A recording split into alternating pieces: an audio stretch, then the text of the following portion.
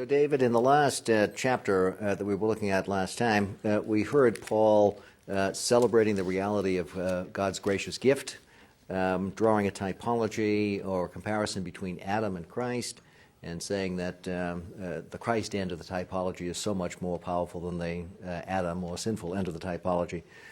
So he was extending and applying some of the insights that he had started to develop in chapter 4, and was also looking ahead a little bit to his argument about the law and what role the law plays in God's plan for humankind. What's going on in chapter 6, and how does it contribute to the development of the argument?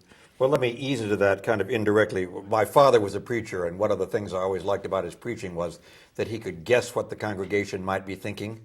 So he'd say, "Now I know what you're thinking when I say the following," and then he would kind of respond to what he assumed was going on. So I think Paul here kind of imagines a congregation, what may be coming up in the questioning of the people who are hearing this claim. And the first thing he worries about is, all right, we've just had this splendid affirmation of the fact that we are saved by grace, not through anything we do, that our sinfulness does not stay in the way of God, stand in the way of God's graciousness. Well, then there's the fraternity boys' response, hey, good news, right? Sheer grace. So if God is going to be gracious, let's up the ante for God, and I will sin all the more so that the grace may be all the more impressive.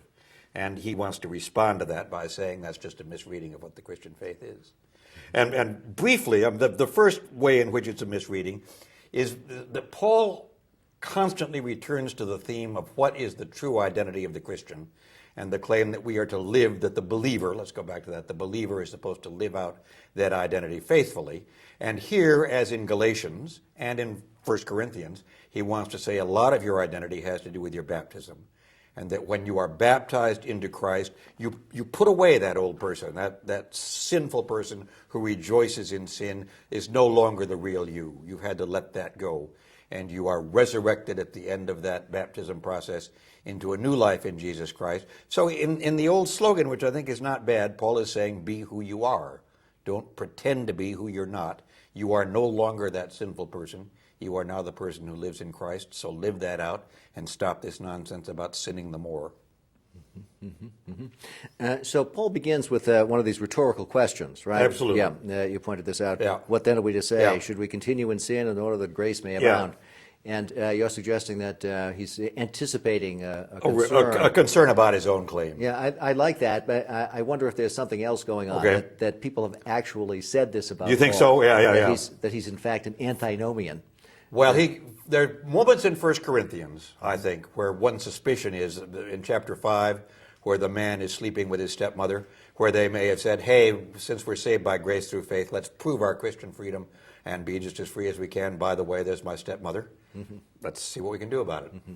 So that maybe he's anxious about the Corinthian problem, which does come awfully near to saying, all right, since we're saved by grace, anything goes. Right.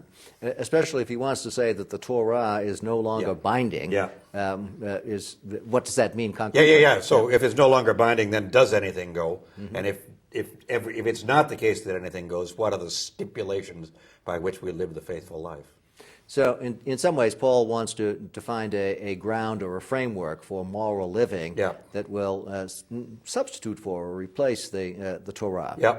And he finds it in Christ. He finds it in Christ, mm-hmm. and in baptism, which strengthens that identity we have with Christ. Mm-hmm. So that in a sense, if we've said that for Paul, faith is both the faithfulness of Christ and the faith of the believer, baptism is the place where the faithful believer lays hold of the faithfulness of Christ and then lives anew in that relationship. Mm-hmm, mm-hmm. So in some ways, what Paul is doing sounds an awful lot like certain kinds of ethical thinking in the Greco-Roman world, that focuses on the virtuous individual that one must imitate in order to live the ethical life. I think of Aristotle. Absolutely. Nicomachean ethics, which works very much. And so in a sense, Christ becomes the virtuous individual whom we virtuously imitate. In a larger sense, I think Christ becomes the reality in which we participate. Mm-hmm. That it's not just be like Christ, it is that you are in Christ. And should you or I get up tomorrow morning and say, hey, how about a little sin? That's not just a mistake, that's a contradiction in terms. That's a violation of our being. You can no more do that than announce that you're going to be, I can't think of, a Zoroastrian tomorrow. That's just not who you are. You are the Catholic dean of the divinity school, and that's not going to change. Well, you are also in Christ, and to pretend otherwise is to mistake yourself, not just to mistake faithfulness.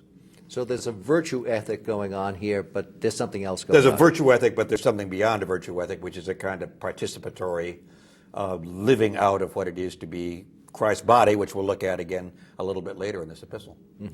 I think about that thesis statement again at the beginning of Romans, back there in chapter 1, that the gospel is the power of God's righteousness at Absolutely, work. absolutely. So to be in the gospel is to be empowered to be this different kind of person, and to fall back into sin is to deny the very power by which you live.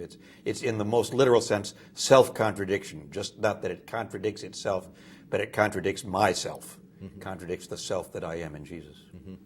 I think this also substantiates what we were saying last time about the way in which Paul uses different kinds of metaphors to talk about this reality. Yeah. And it's not simply justification as a kind of imputed righteousness that's at stake. It's a real process of transformation of the human self through the power of God. Absolutely, itself out. absolutely. And baptism becomes both the symbol and the enactment of that. I think I'm a Baptist, and I think we sometimes make baptism much too weak. It's kind of a picture of something else. And for Paul, it's the thing itself. It's the place in which you let go of that old and lay hold of the new and become that new person. Now, is Paul's use of the participation language here in his baptismal comment simple and straightforward, or are there some interesting twists? Well, I think the place where it's complicated for me, and then I'd love to hear where it's complicated for you, is often there in his life and death language. That in some ways, when we come out of baptism, we move into the hope of new life at the resurrection of the dead. Sometimes when we come out of baptism, we move into new life right now. And I think there's a kind of tension in Paul all the way through, that to an extent we already live the life of faith, hope, and love. To an extent we wait for that in the fulfillment of the consummation of what God will do at the end of time. And I think in these little verses at the beginning of chapter 6, both those things are going on. Yeah, right. So it's not a simple use of this death and resurrection. It is not a metaphorical simple language. use. The resurrection thing has two meanings simultaneously, and I think again, to go back to our friends the Corinthians, I think at some points they have simply said, okay, now I fully live the resurrection life, and that gives them an excuse to say, once again, anything goes. Right? Not only am I saved through grace, I live the resurrection life, so let's not worry about little things like ethics, morality, fidelity. Right. Paul is really eager to draw some ethical consequences. Paul is deeply concerned that the faithful life is nonetheless an obedient life, and a life that follows, in some ways, classical virtues, but not always for classical reasons. The notion of the source of sin, I think, begins to emerge here too in chapter 6, verse 12. Therefore, do not let sin exercise dominion in your mortal bodies to make you obey their passions. Yeah. The passions or emotions. The passions or emotions are strong. The way in which I think what Paul believes of the Christian person is that the Christian person is not an autonomous person, but a kind of Christonomous person. That is, the Christian person lives in obedience to Christ, and that shapes her life, his life, in powerful ways. And that where we go astray is when we're ruled by something other than Christ, which can be our passions or sin or striving or boasting. All those are false gods because they're false lords, they're false masters. We'll see even more when he talks about in 15, should we sin because we're not under law but by grace? Do you not know, verse 16, that if you present yourselves to anyone as obedient slaves, you are slaves of the one you obey, either of sin, which leads to death, or of obedience, which leads to righteousness. We as Americans, as autonomous, happy, friendly Americans, we always think our freedom is freedom from something. And I think Paul, it's much more freedom for something, that our freedom is not in the fact we are not freed from obedience, we're freed for obedience.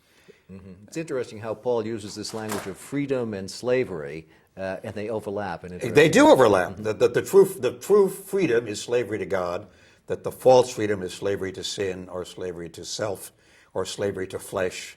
All of the languages he used to show the ways in which we are mistaking where our freedom lies. I mean, it's what Martin Luther picked up in The Liberty of the Christian Person, where he wants to insist that true liberty is always there in fidelity and loyalty to God. It is very different from our kind of American, Western, let's be free of any constrictions whatsoever. And therefore it's countercultural.